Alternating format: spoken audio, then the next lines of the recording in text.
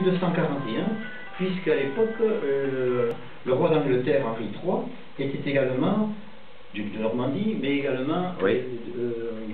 comment dirais-je, oui. c'était sous lui qu'il y avait oui.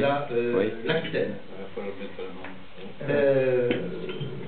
Mais c'est un petit peu plus tard que le roi d'Angleterre, Édouard III, a donné à... C'est moi qui n'ai pas fermé ce que je reviens. S'agissant du Brassens, ce que l'on appelle les forces et coutumes en 1360, c'est-à-dire c'est grâce à ces textes que nous avons, qui ont été dépouillés par les spécialistes, que nous avons une idée très précise de ce qu'était le Brassens, les coutumes et les familles possédantes. Et on a retrouvé également en 1361 le sire d'Albret, qui à l'époque s'appelait Arnaud Amanieu, qui est venu prendre possession du Brassens dans ce qu'on appelait à l'époque la maison commune d'Arjusan. Et quand on relit ces textes-là, on se rend compte qu'un certain nombre de grandes familles existaient déjà à cette époque. Donc le siège social, c'est à la mairie d'Arjusan.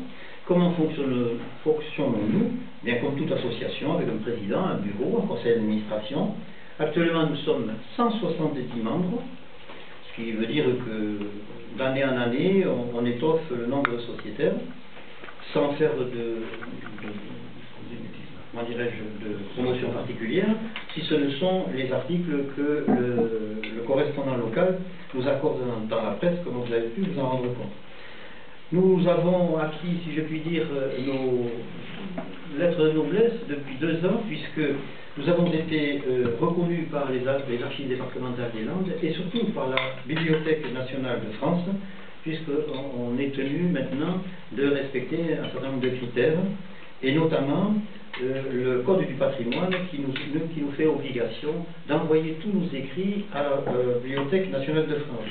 Ça me permet de vous dire que si vous souhaitez des renseignements, petit à petit, nous commençons à être sur différents sites du net, et notamment certains articles. Alors, nous avons une assemblée générale une fois par an. Vous avez peut-être entendu parler de ces assemblées générales, surtout depuis 3 ans maintenant, où après les bilans, c'est-à-dire les rapports financiers et moraux, nous faisons venir un conférencier, puisqu'on essaie de s'entourer de personnalités qualifiées, notamment en ce qui concerne la préhistoire, je vous en parlerai un petit peu plus tard, par Jean-Claude Merlet, qui est responsable du CRAL, du Centre de recherche archéologique des Landes.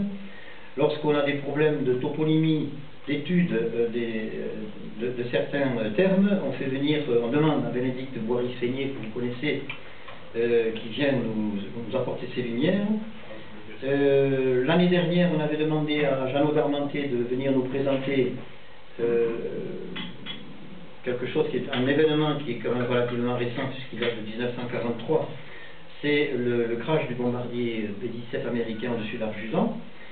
Cette année, je demandais à un spécialiste de venir nous parler de l'iconographie de la cornemuse, et nous avons eu le droit, au moins pour les sociétaires qui étaient présents à l'Assemblée générale, à quelques airs typiquement landais. Et puis, nous avons la chance parmi nos sociétaires d'avoir une dame, Madame Simone Abbat, qui habite avant d'arriver à Sabre, qui est une élève du Louvre, qui est spécialiste en études médiévales et qui l'année dernière nous avait présenté les œuvres d'un peintre qui était assez méconnu, qui s'appelle Louis-Anselme Longa. Peut-être que certains d'entre vous le connaîtront un peu mieux en allant visiter certaines églises des Landes, puisque bon nombre de peintures murales lui sont dues. Nous avons un bulletin qui paraît une fois par an. Depuis 2 ans, nous le faisons imprimer par quelqu'un qui est du métier, ce qui donne un produit qui, semble-t-il, satisfait davantage les lecteurs, 50 pages environ, et nous abordons des thèmes très variés, par exemple l'église d'Arjusan dont je vous parlais, d'autres monuments ou des éléments cultuels. Il y a l'année dernière une étude qui a été réalisée sur l'inventaire des vitraux de toutes les églises du canton, et je remercie certains d'entre vous puisqu'ils ont eu la gentillesse de nous faciliter le travail.